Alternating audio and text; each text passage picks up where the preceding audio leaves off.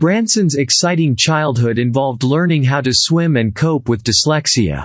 In this chapter and the one that follows, we'll go over some episodes from Richard Branson's childhood that stood out. His parents were in the habit of setting challenges for him and his siblings. Branson's mother was determined to make them independent, and his adult life shows her efforts weren't in vain.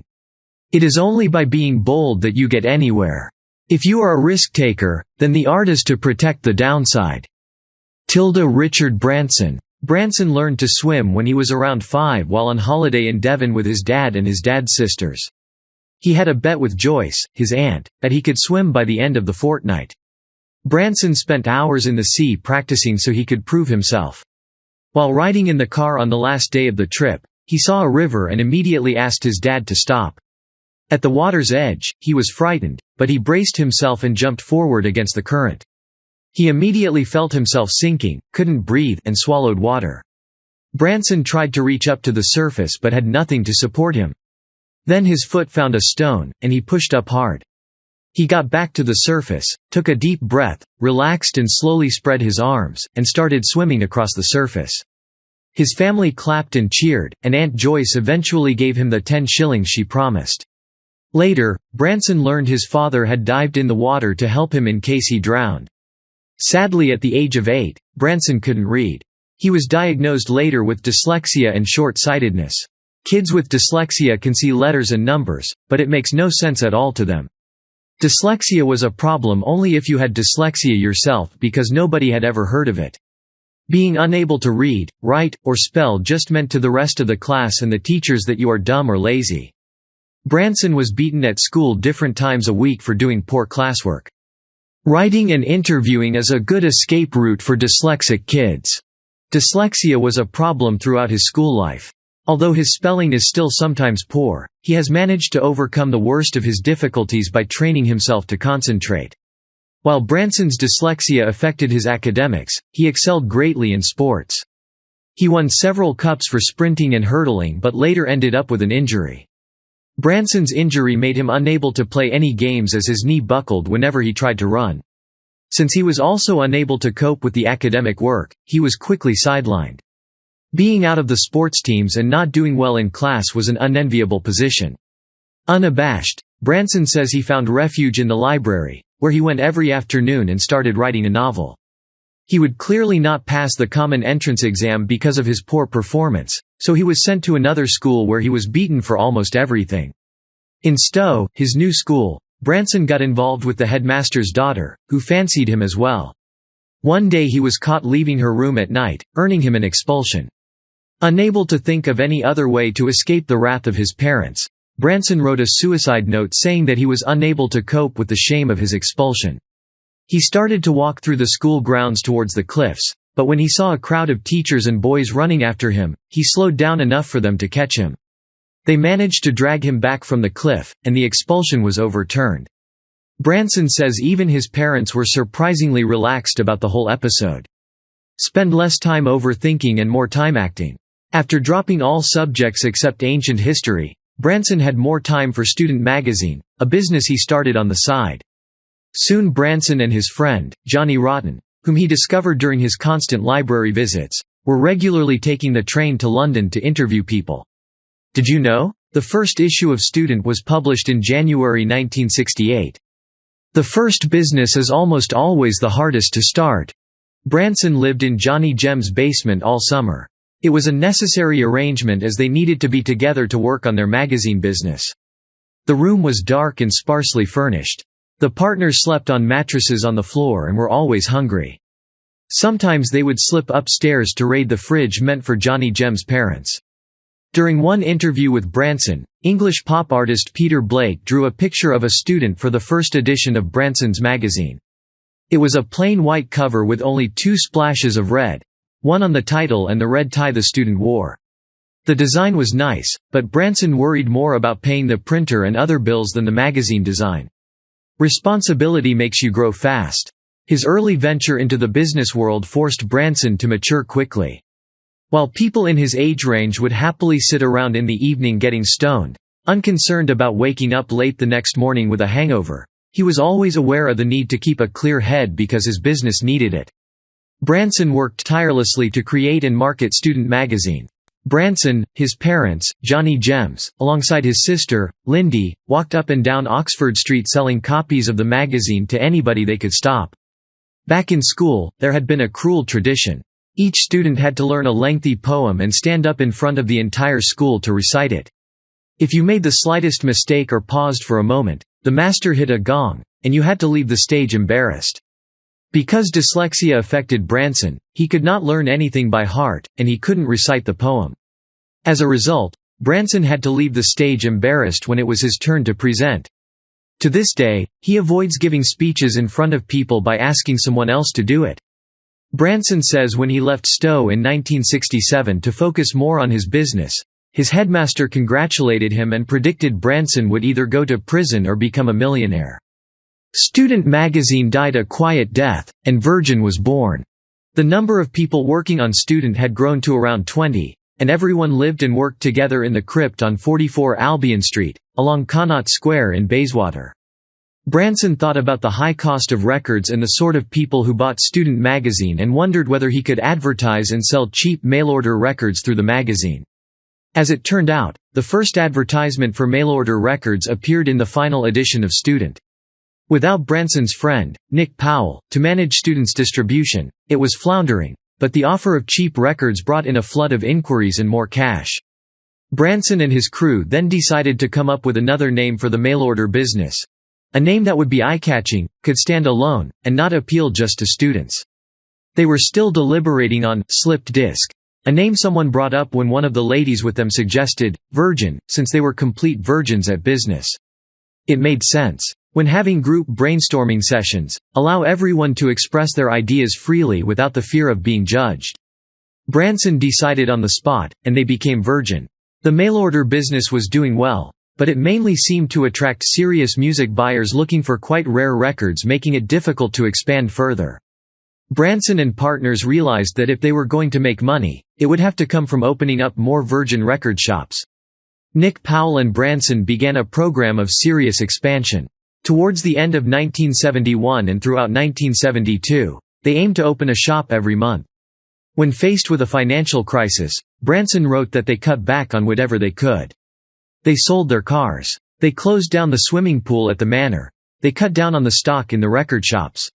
They didn't pay themselves. They dropped a few artists from the record label and dismissed 9 staffers. Branson says cutting down on the above list was the most difficult decision of all.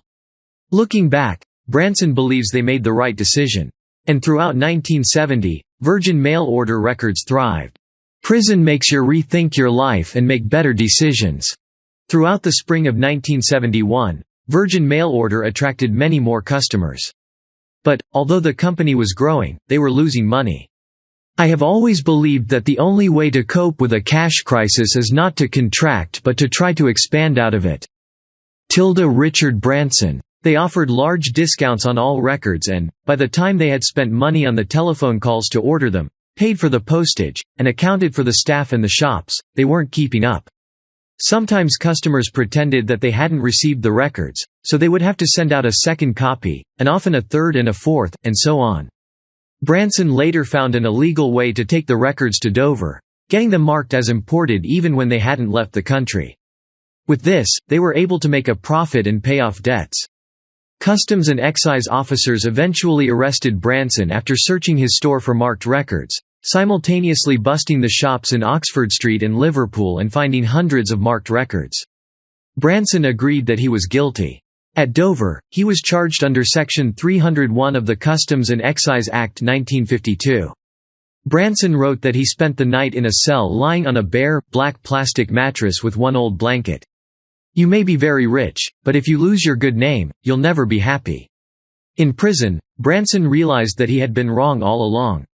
He then vowed to himself that he would never again do anything that would cause him to be imprisoned or do any kind of business deal by which he would ever have cause to be embarrassed. Since that night in Dover prison, Branson has never been tempted to break his vow. Virgin struggled with creating a good and versatile image. Virgin was in trouble in August of 1976. They were trying to sign some of the aggressive punk bands that were coming on the scene but seemed to keep missing out. For example, They missed getting the Boomtown Rats because Branson insisted on including the music publishing rights, which the band wanted to sell elsewhere. Virgin was unable to find a new band that could lift them out of their rut and dispel their image as a hippie label. Avoid going into business solely to make money. The business should first be something you enjoy doing. Among other worries, Virgin was also in the middle of a dispute with Gong over some recording rights. Some of their people came into the Vernon Yard offices to stage a protest against Virgin. The Virgin offices were invaded by a host of tough, wicked, bearded, and peaceful activists wearing kaftans and sandals and smoking joints. After the protesters tried to talk Branson into signing a petition to no avail, they decided to leave. As the protesters took their exit, Virgin gently relieved them of their pickings, mainly records they were trying to conceal in the flowing folds of their kaftans, but some of them were making off with posters, tapes, staplers, and even a telephone. They all smiled and rejoiced when they were caught and left in the best of spirits. Not long after the protest, a new band consisting of 4 lads, the Sex Pistols, released a single about anarchy in the UK. The music was new and unique, so Virgin tried to sign them in an attempt to lift the label out of the hippie image. But the Sex Pistols manager signed them with A&M Records instead, after deceiving Branson in a meeting, making him think they would come to Virgin. Love has a life of its own. Branson met his future wife, Joan Templeman, when she was still married to Ronnie Leahy. Leahy traveled a good deal, and it seemed he and Templeman had begun to drift apart. At the same time, Branson was trying to divorce his wife, Kristen Tomasi, and whenever Leahy was away, Branson called Templeman's friends to ask about Joan. Because she was an intensely private person, it was difficult for Branson to find out the state of her marriage. So while he knew what he felt about her, he had very little idea what she made of him. Eventually, Templeman agreed to go with Branson to the Isle of Wight, and they spent the weekend in a tiny hotel in Bembridge. It was the start of their affair. But since she was still married, they both carried on living double lives. Somebody once asked Branson if he had named Virgin Music after the Virgin Islands. The answer was no. On impulse, because of its romantic appeal, Branson and Templeman decided to fly down to the Virgin Islands. However, they had nowhere to stay and not very much money. Branson had heard that if someone expressed a serious interest in buying an island, the local estate agent would put you up for nothing in a grand villa and fly you all around the Virgin Islands by helicopter. This sounded rather fun. Together they flew down to the Virgin Islands, where they were greeted like royalty and ushered into a sumptuous villa. The next day we were flown by helicopter all over the Virgin Islands as the estate agent showed them the islands that were for sale. They pretended they liked the first 2 islands they saw but asked whether there were any more. Then they were taken to Necker Island, which was beautiful with a great view but no house in sight. They were determined to buy Necker even though they had no money because they felt that it could be their secret hideaway island, somewhere they could always retreat to. Because they couldn't afford to buy it, they were practically driven off the Virgin Islands as if they were cattle rustlers, but they vowed to return. Play your part in saving our planet by embracing organic solutions. In the Western Hemisphere, on a February morning in 2007, it was cold, with reports of snow, high winds, and ice storms. Branson had eventually bought Necker Island, and his mother was enjoying her morning swim in the crystal-clear waters inside the reef at Necker. Branson bought a second pristine jewel of an island to prevent it from being ruined by overdevelopment. It was named Mosquito. An island is a perfect microcosm of the world and could be a utopian model for dealing with global warming. Mosquito had one slightly scruffy dock and a few small buildings that looked as if they might blow over in a light breeze.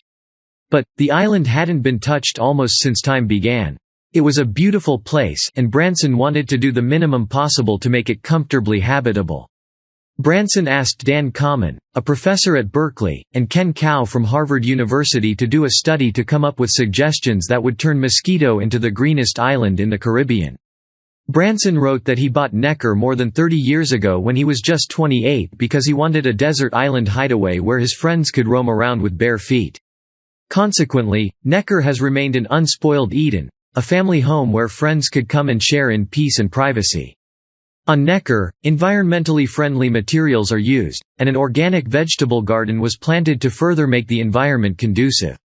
In addition, they don't use conventional fuels to generate power, but biofuels, wind, and solar energy. As it turns out, these alternate sources are cheaper than conventional fuels. On Mosquito, Branson wrote that he found a large saltwater lake that had silted up, and one of the first things he did was fill it with water to encourage birds and fish.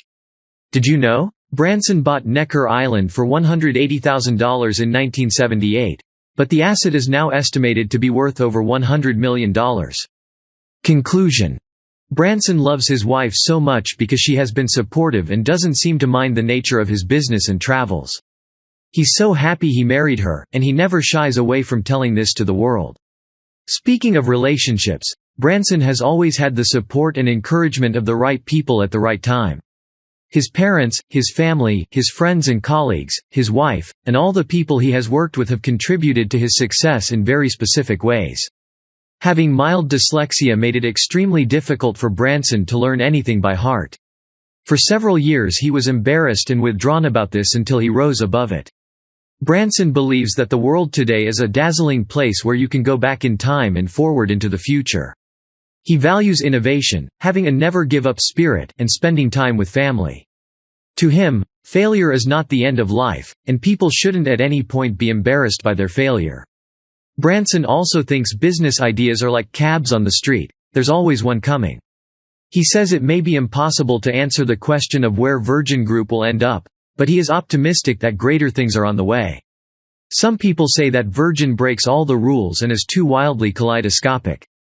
One thing is certain, though, Virgin has gone through good times and tough times. Those experiences, coupled with good leadership, have made the conglomerate what it is today. Try this. Like Branson, determined to live an accountable life and always look for ways to expand whatever you are doing. Also, be more environmentally aware. Use environmentally friendly materials as much as you can. Relationships with friends and family are one of the things that made Branson succeed. Value the people around you. Start with spending quality time with them and celebrating their special days.